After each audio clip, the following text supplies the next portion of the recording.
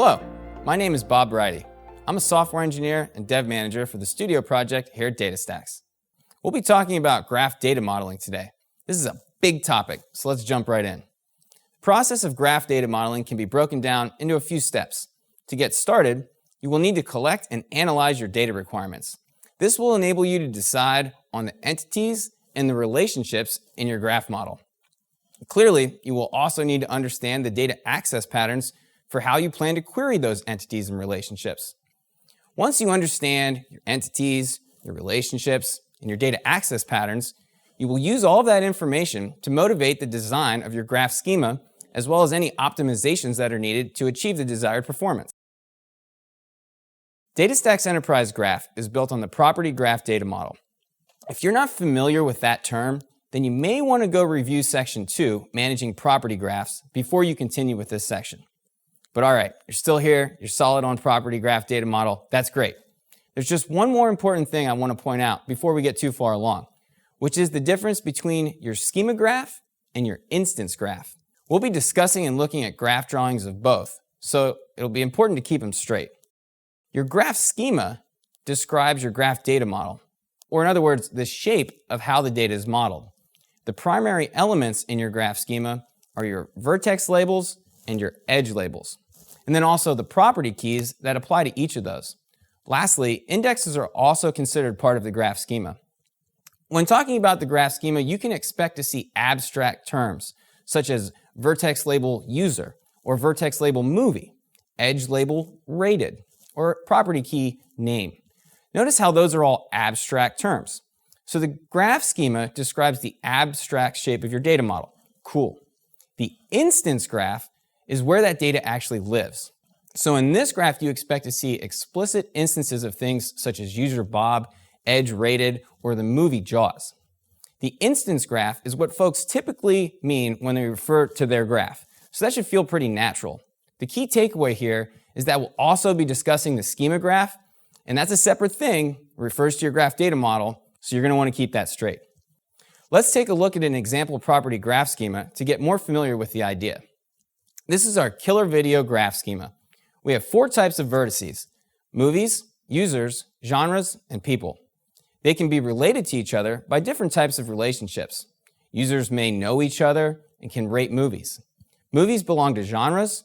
Movies can have actors, directors, composers, screenwriters, and cinematographers. And of course, we have various vertex properties and one edge property in this schema. User-defined vertex IDs are underlined. We have no meta properties in this case, but we do have one multi-value property. That is the production property. Please take a moment to study this schema. It's the final product of the process that we're about to work through, so you can get a sneak peek at where we're headed right now. Under the hood, your graph schema is mapped to Cassandra database schema. You can see how that mapping occurs here. Vertex labels correspond to Cassandra tables, and property keys correspond to columns that make up those tables. Graph indexes correspond to materialized views, secondary indexes, and/or search indexes, depending on their specific configuration. Having an explicit graph schema is beneficial because you get better performance, automatic data validation, and improved data and domain understanding. Plus, as we all know, the schema has to live someplace. If it's not defined explicitly, then that just means that it's hiding in your application, sprinkled around in your code. Let's take a look at the schema creation code for the killer video example. Here you can see how to define the properties and their types, as well as their cardinality, which is used to indicate the production property is a multi-value property. Here you can see an example of how to define a vertex label and an edge label. We start by creating the movie vertex label, using movie ID as the partition key, and then also assign some of the properties that we previously defined. Then we define the rated edge label. We'll make this a signal cardinality edge because a user can only rate a given movie once. And then we assign the rating property to the edge label. We also define the vertex labels between which this edge can exist using the connection method. Based on our data access pattern research, we know that we're going to want to be able to query movies by title and by year. So here's an example of setting up a materialized view and a secondary index to do each of those respectively.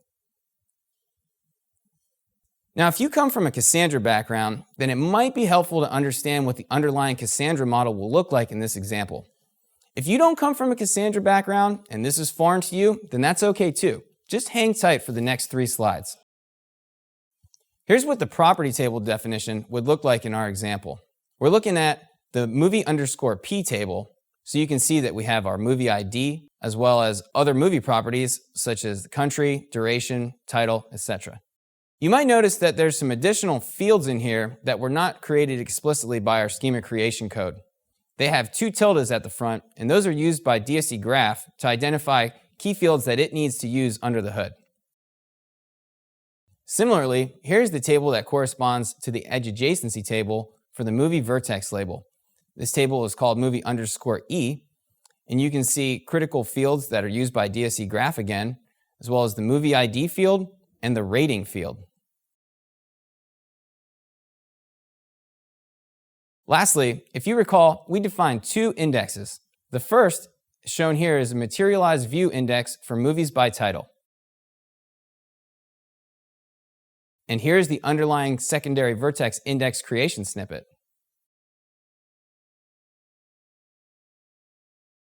So again, if you don't come from a Cassandra background, then don't worry. Understanding the schema mapping isn't critical in most situations. All of the heavy lifting is performed automatically behind the scenes by DataStax Enterprise Graph. But on the flip side, understanding the schema mapping can help advanced Cassandra users who are transitioning to Graph and want to understand how their traversals are being executed and what the performance implications are. Let's take a brief moment to mention the 2 different schema modes that DataStax Enterprise Graph provides. The first is development mode, which does need to be enabled explicitly. In this mode, explicitly defining the schema is optional. DSE Graph will automatically generate the necessary schema based on the data as you write it.